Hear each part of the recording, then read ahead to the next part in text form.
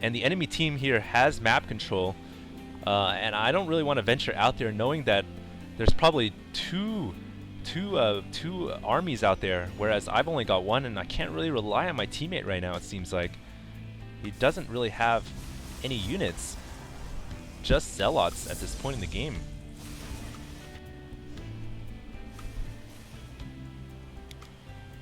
And in case you guys were wondering, you guys can see that the health bars have been disabled for this replay.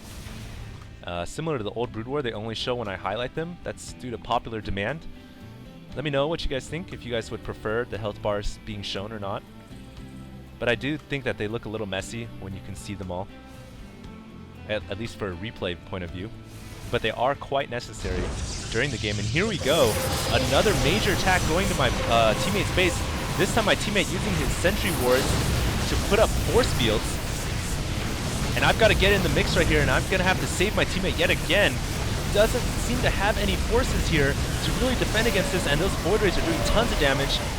Meanwhile, my Marines and Marauders stimming up at the front lines, but getting destroyed by that siege tank.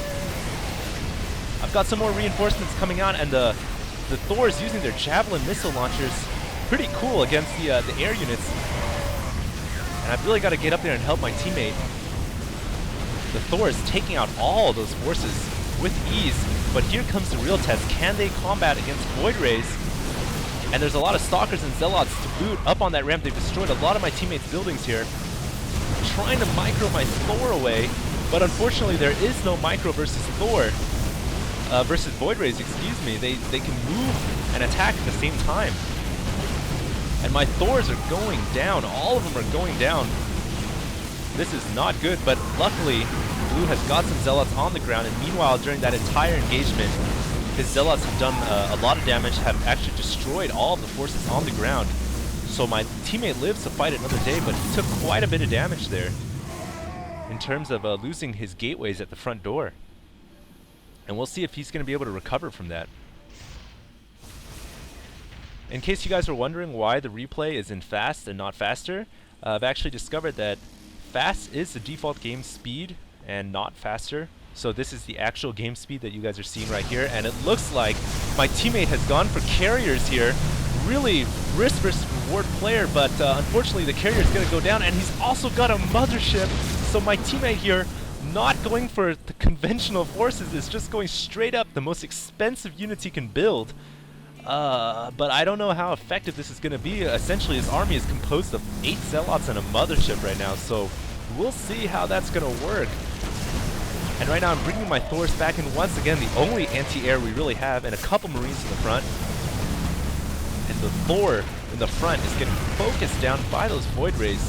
Wow, those Void Rays do a lot of damage when they combine together on one unit.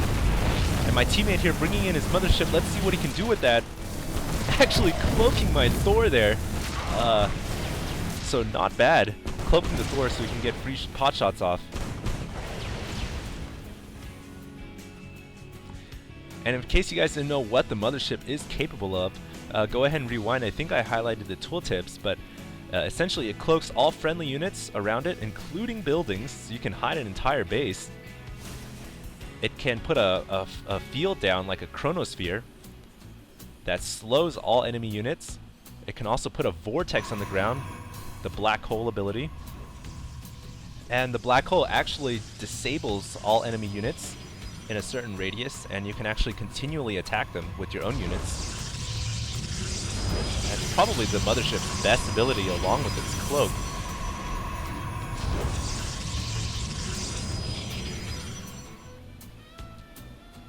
But my teammate here has a lot of minerals in the bank, almost 3,000, over 3,000 minerals and 1,000 gas. He really doesn't need to be spending money on those cannons, he needs to be spending them on units. Meanwhile, both Terran players, myself and my enemy, going for the island expansions with our command centers.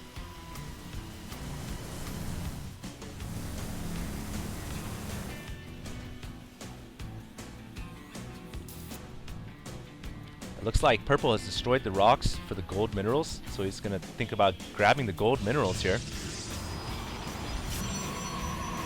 And my teammate finally getting a couple of gateways up. He really needs to pump out forces. He's got so much in the bank.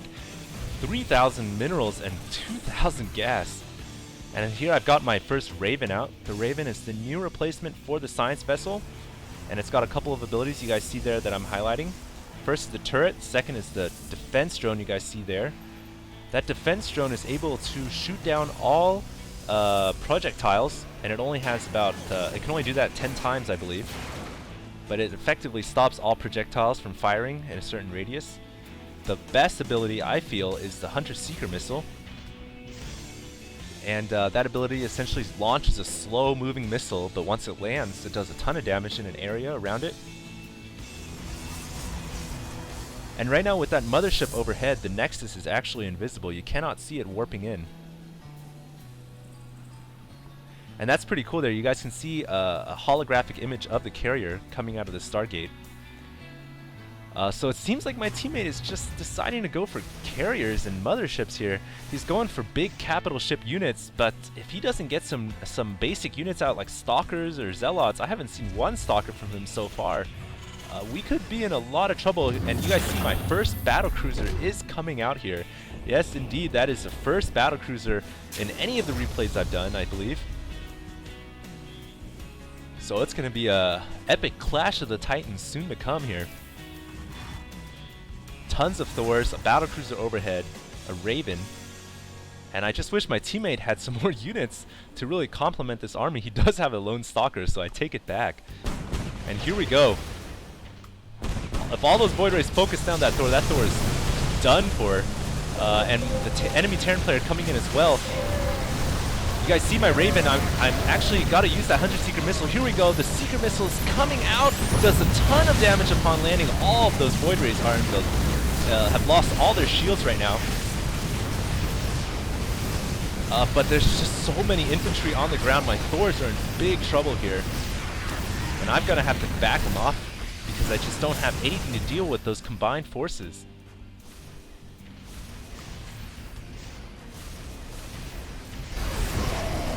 My teammate, meanwhile, using his mothership to put down the Chronosphere, but that isn't going to be useful. He really should have used the Vortex / Black Hole ability.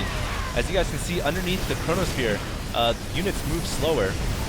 And I'm not sure if it's actually called Chronosphere. I'm just taking that from Dota. If you guys play Dota, you guys know what I mean. You guys can see all those units moving slow. Finally, the Chronosphere dies, but doesn't look like that mothership was of real use. I wish my teammate had used the Vortex ability instead, but now he's going to pay the price and he's going to lose his gold expansion.